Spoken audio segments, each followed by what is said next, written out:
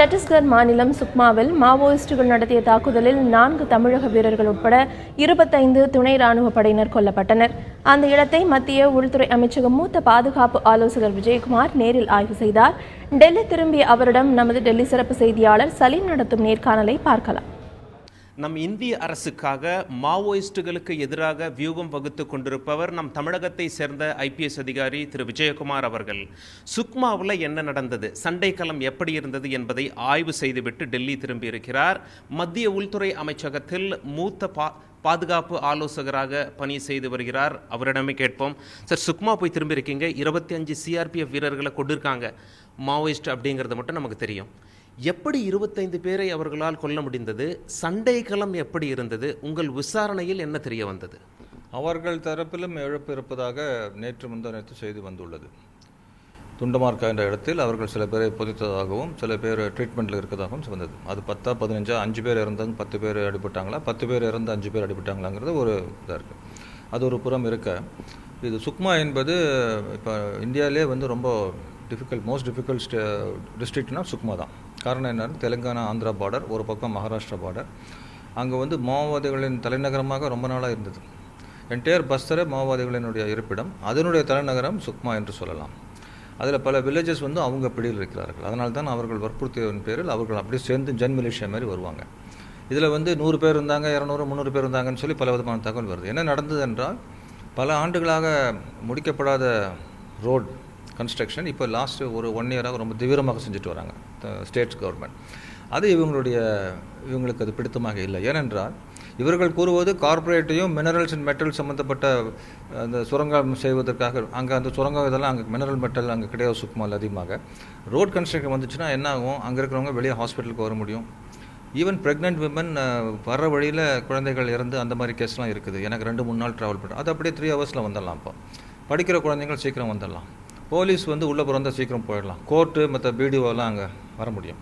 So அவங்களுக்கு number 1 விரோதியே road தான், security forces அல்ல. இந்த அப்ரோச்சை புரிந்து கொண்டால் அவர்கள் ஏன் ரோட்டு மேலேயே கன்ஸ்ட்ரக்ஷன் பண்ணக்கூடிய உதவி செய்யக்கூடிய CRPF அட்டாக் பண்ணுறோன்னா அதுதான் காரணம்.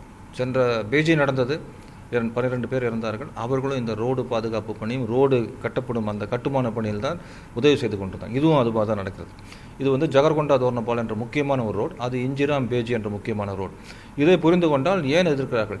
ஆனால் இது எப்படி தவறு, இது தவறு உண்டா, இதில் ஏற்பட்டதா என்று நான் கண்டிப்பாக ஒரு உறுதியாக இந்த ஸ்டேஜில் சொல்ல முடியாது. என்கொயரி நடந்துகிட்ருக்கு. அது கிட்டத்தட்ட மதிய உணவு சமயம். அந்த சமயத்தில் ஒரு 12 to 1 o'clock இது நடந்திருக்கு. அவங்க பதுங்கி அந்த புஷ்லேருந்து கொஞ்சம் கொஞ்சமாக அப்ரோச் பண்ணியிருக்காங்க. இங்கிருந்தும் அவங்க சுட்டதற்கு எவிடன்ஸ் இருக்குது. இந்த நம்ம CRPF ஆஃபீஸர் அதிகாரிகளும் காவலர்கள் இருந்த இடத்துல சுட்டதற்கு, அந்த பக்கம் மாவோவாதிகளை நோக்கி சுட்டதற்கு அங்கே மரத்தில் சில புல்லட் நானே பார்த்தேன். அதனால் இது ஒரு தரப்பு சண்டை அல்ல, இரு பக்கம் நடந்திருக்கு. ஆனால் இழப்பு எங்கள் பக்கம் அதிகம். அது ஏன் தவிர்த்திருக்க முடியுமா அப்படிங்கிறது ஒரு கேள்வி. ஏனென்றால் எந்த துர்பாகியமான ஒரு சம்பவம் ஏற்பட்டாலும் தவிர்த்திருக்க வேண்டிய முடியுமா என்ற ஒரு டிஸ்கஷன் நடக்கும். அது நாங்கள் ஆஸ்பெக்ட் பண்ணுறோம். டாக்டிக்கலி அவங்க சுப்பீரியர் டாக்டிக்ஸ் யூஸ் பண்ணியிருக்காங்களா, நாங்கள் அந்த சுப்பீரியாரிட்டிக்கு மேட்ச் பண்ணலையா, ப்ரியம்ஷன் சரியா இல்லையா அப்படிங்கிற 2-3 ஆஸ்பெக்ட்ஸ் பார்த்துட்ருக்கோம். ஸோ முக்கியமாக சுருக்கமாக சொல்ல போனோம்னால் ரோடு தான் அவங்க எதிர்க்கிறாங்க. செக்யூரிட்டி ஃபோர்ஸஸ் கூட ரோடு எதிர்க்கிறாங்க. செக்யூரிட்டி ஃபோர்ஸ் ரோடுக்கு சப்போர்ட் ஆகிறதுனால ரோடு வேண்டாம் அவங்களுக்கு. ரோடு வந்துச்சுன்னா அவங்களுடைய இருப்பிடம் அப்படியே கலைந்து விடும். அதுதான் ஒரு முக்கியமான. நாங்கள் மிலிட்ரி கம்பெனி பெட்டாலியன் 1 அப்படிங்கிறது அங்கே இருப்பிடமாக கொண்டிருக்காங்க. அது தகர்க்கப்பட்டு விடும். சுமார் 300 மாவோயிஸ்டுகள் துப்பாக்கிகளை கொண்டு வந்ததாக சொல்கிறாங்க. இன்ஃபேக்ட் சில பத்திரிகைகள்லாம் அவங்க ராக்கெட் லான்ச்சர் பயன்படுத்தினதாக சொல்கிறாங்க. இது உண்மையா இல்லையா? இருக்கும் பட்சத்தில் அவங்க கையில் துப்பாக்கி எப்படி போகுது? CRPFஆல் ஏன் இத்தனை வருஷமாக மாவோயிஸ்டுகளை அவங்களுடைய கோட்டை உள்ள நெருங்கி அவங்கள அழிக்க முடியலை? மாவோயிஸ்டுங்களை பல விதமான இடத்துல அவங்க தகர்த்துருக்குறோம். அவங்க இருப்பிடத்தை அட்டாக் பண்ணியிருக்கோம். அதனால தான் மாவோவாதிகள் கிட்டத்தட்ட 1000 பேர் 2009 இறந்தது பார்க்க போனால் 300க்கு குறைவாக வந்திருக்கு. சென்ற ஆண்டு 2016 அப்படிங்கிறது மிக சிறப்பான ஆண்டாக இருந்தது செக்யூரிட்டி ஃபோர்ஸ்க்கு. 42% overall improvement over the previous year இருந்துச்சு. அதனால் இந்த கவுண்டர் இன்சர்ஜென்ஸில் முக்கியமான பாயிண்ட் என்னென்னா, இது திடீர்னு ஒரு பெரிய அப் அண்ட் பெரிய டவுன் அவங்க பண்ணும்போது இது பெரிய அப் மாதிரி தெரியுது அவங்களுக்கு. நம்ம செக்யூரிட்டி ஃபோர்ஸ் ஸ்டடியாக தான் போயிட்டுருக்கோம். எனக்கு கொலேட்ரல் அவாய்ட் பண்ணணும், ஒரு இன்னசென்ட் பப்ளிக் நம்ம ஹிட் பண்ண முடியாது. Security forces are working under lot of constraint. So எங்கள் கிராஃப் கொஞ்சம் ஸ்டடியாக தான் போகும். அந்த கிராஃபில் கூட 40% 42% மிக சிறப்பான ஒரு அச்சீவ்மெண்ட் தான். ஆனாலும் உலகத்தில் எந்த கவுண்டர் இன்சர்ஜென்சி நம்ம ஸ்டடி பண்ணி பார்க்கும்பொழுது கடைசியாக அந்த ஒரு 2-3-4 ஆண்டுகள் அவங்க முடியும் போது, அவங்க அத்தியாயம் முடிய கூப்பிடும்போது இவங்க வேற ரூபத்தில் உருவாகலாம், அது வேற விஷயம்.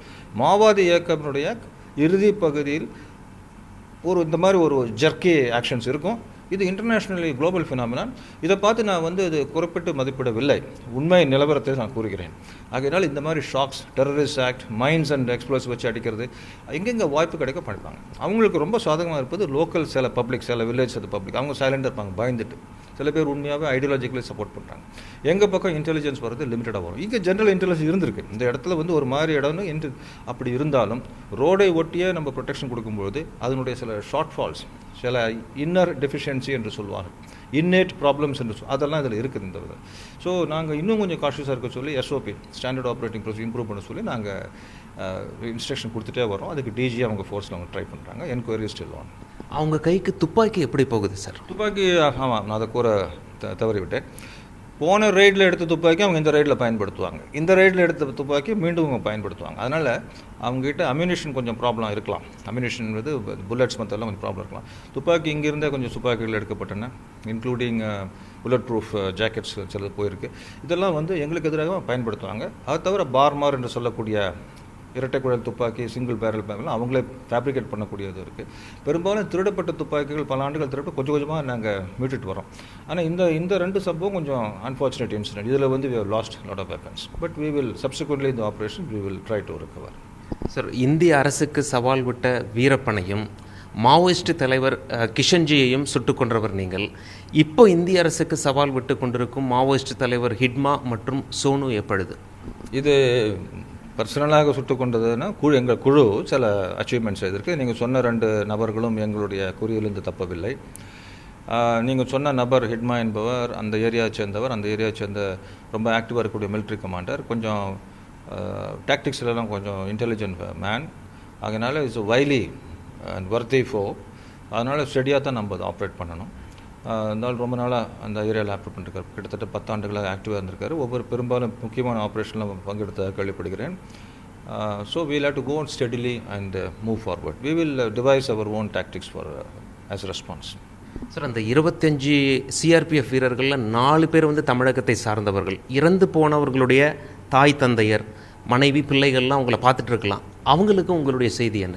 எங்களுடைய ஆழ்ந்த அனுதாபங்கள் அவங்களுக்கு. அவங்களெல்லாம் ஒவ்வொரு CRP காவலரும், ஒவ்வொரு செக்யூரிட்டி ஃபோர்ஸ் காவலரும் நம்ம இந்திய குடிமகன். எங்கிருந்தெல்லாம் காஷ்மீர், கன்னியாகுமரியிலிருந்து வர்றவங்கெல்லாம் CRPயில் இருக்காங்க. இது ஆல் இண்டியா ஃபோர்ஸ்.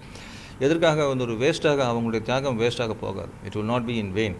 அவங்க எதுக்காக இவ்வளோ தூரம் கஷ்டப்பட்டு இந்த காட்டில் இருந்துக்கிட்டு இவ்வளோ ஸ்ட்ரெஸ்ஃபுல் கண்டிஷன் இருக்காங்களோ அவ்வளோ செய்த தியாகங்கள் பயனளிக்காமல் செல்லாது என்ற ஒரு உறுதியையும் அவங்களுக்கு ஆழ்ந்த அனுதாபங்களை நான் தெரிவிக்க விரும்புகிறேன். சார், என்னுடைய கடைசி கேள்வி, காஷ்மீர்லேயும் CRPF தான் நிற்கிறாங்க. இந்தியாவிலேயே ஒரு மிகப்பெரிய துணை இராணுவ படை. மாவோயிஸ்ட்டுகளை எதிர்த்து அவங்க தான் நிற்கிறாங்க. இப்படிப்பட்ட ஒரு மிகப்பெரிய படைக்கு 2 மாதம் முழு நேர தலைவர் இல்லாமலே இருந்திருக்காங்களே. இது அட்மினிஸ்ட்ரேட்டிவ் மேட்டரில் என்னுடைய பங்கு இல்லை. இருப்பினும் இதை நான் யாருடைய கவனத்துக்கு கொண்டு போகணுமோ அதை நான் செய்திருக்கிறேன். சில தவிர்க்க முடியாத காரணங்களால் இது மாதிரி ஏற்பட்டு விட்டது. ஆனால் சுதீப் லக்காட்டியா என்பவர் ஆக்டிங்காக இருந்தவர், மிகவும் திறமைசாலி. நீங்கள் சொன்ன கருத்து உண்மைதான். கொஞ்ச நாள் இல்லாமல் இருந்தது உண்மைதான். அது ஒரு கேப் தான். CRPக்கு மோஸ்ட் ஸ்ட்ரெஸ்ஃபுல் ஜாப் இந்த கண்ட்ரி CRP தான் பண்ணுறாங்க. அதாவது நீங்கள் சொல்கிற மாதிரி மாவோவாதி இருந்தாலும் சரி, நார்த் ஈஸ்ட் நீங்கள் சொல்லலை, அங்கேயும் இவங்க தான் பண்ணுறாங்க. அந்த பக்கம் மிசோரம், மணிப்பூர், திரிபுரா, அங்கே ப்ராப்ளம் வந்தாலும் மேக்ஸிமம் CRP தான் இருக்கிறதுலே. இந்தியாவினுடைய மிகப்பெரிய இன்டர்னல் செக்யூரிட்டி ஃபோர்ஸ் CRPனுடைய சோல்ஜர்ஸ், அதனுடைய ஜவான்ஸ்க்கு இன்னும் ஸ்ட்ரெஸ்ஸை குறைக்கிறதுக்கு என்னென்ன செய்யணுமோ அது முடிஞ்ச அளவுக்கு நான் செய்யணும். ஆனால் சில ஸ்ட்ரெஸ் நம்ம தவிர்க்க முடியாது. Inevitable stress of the professional hazards, professional ஸ்ட்ரெஸ்ன்னு சொல்லுவார்கள். அதை மினிமைஸ் பண்ணால் நம்ம எல்லாம் முயற்சி பண்ணி அவங்க வெல்ஃபேர், அவங்க மொரால் மோட்டிவேஷனை பண்ணணும். அதுக்கு முக்கியமான ஒரு பங்கு அரசனுடைய பங்கை தவிர லீடர்ஷிப், இன்சைட் லீடர்ஷிப் ஒரு முக்கியமான பங்கு. இது 2 பார்ட்னர்ஸை பண்ணால் இன்னும் கொஞ்சம் நல்லாயிருக்கும். மாவோயிஸ்ட்டுக்கு எதிரான உங்களுடைய போராட்டத்தில் மக்களுக்கு உங்களுடைய செய்தி என்ன? இது அவங்க யாருக்காக போராடுகிறார்கள்? ட்ரைபல்ஸ்க்காகவும், போர் பப்ளிக்காகவும் மற்றவங்க போராடுறதுக்காக சொல்லுறாங்க. எங்களுக்கு அவங்களுக்கு என்ன ஒரே ஒரு கருத்து வித்தியாசம், நாங்கள் அரசின் படையினர். அங்கே அடுத்தவங்ககிட்ட துப்பாக்கி வச்சுட்டு துப்பாக்கி நீங்கள் விட்டுட்டு வந்தால் அரசு உங்களோட பேச்சு நடத்தும். துப்பாக்கி மட்டும்தான் மைனஸ். உங்களுக்கு துப்பாக்கி விட்டுட்டாங்கன்னா நீங்கள் சொல்கிற கருத்தெல்லாம் அரசியல் இயக்கத்தினிடையே நீங்கள் கேட்கலாம், நீங்கள் ட்ரைபல் வெல்ஃபேருக்கு இம்ப்ரூவ் பண்ணி கேட்கலாம். ஆனால் இப்படி ஆயுதம் தாங்கி எந்த அரசும் எங்களுக்கு தேவையில்லை, எங்கள் அரசு நாங்கள் ஏற்படுத்துவோம் என்றால் எந்த கட்சியும் உங்களை ஏற்காது. நீங்களே நாளைக்கு ஆட்சிக்கு வந்தாலும் நீங்கள் யாருக்கும் உங்களுக்கு விரோதியாக இருக்கிறது அழித்து விடுவீர்கள். ஆனால் இங்கே வந்து டெமோக்ரஸி, நம்மளுடைய டெமோக்ரஸி வந்து பர்ஃபெக்ட் டெமோக்ரஸின்னு யாரும் சொல்ல முடியாது. இதில் வந்து நிறைய இன்பர்ஃபெக்ட்ஸ் இருக்கலாம், நிறையா கேப்ஸ் இருக்கலாம், நம்ம எல்லாத்துக்குமே ஒரு ஃப்ரஸ்ட்ரேஷன் இருக்கலாம், பலவிதமான காரணம். அப்படி இருந்தாலும் this is near about perfect. இந்த சிஸ்டத்துக்குள்ளே எப்படி அக்காமடேட் பண்ணி பார்க்கணும். நீங்கள் துப்பாக்கி விட்டீங்கன்னா யூஆர் வெல்கம், யூஆர் எங்கள் மாவாதி என்று நாம் எதிரியாகவோ இல்லை விரோதியாகவோ பார்க்க வேண்டிய அவசியம் இல்லை. துப்பாக்கி minus gun, Maoist is a person I can talk to என்று ஆங்கிலத்தில் நான் சொல்வது உண்டு. நன்றி. உங்களுடைய தகவல்களுக்கு மிக்க நன்றி சார். டெல்லியிலிருந்து தந்தி செய்திகளுக்காக கேமரா பர்சன் பூபேந்தர் சிங்குடன் சலீம்.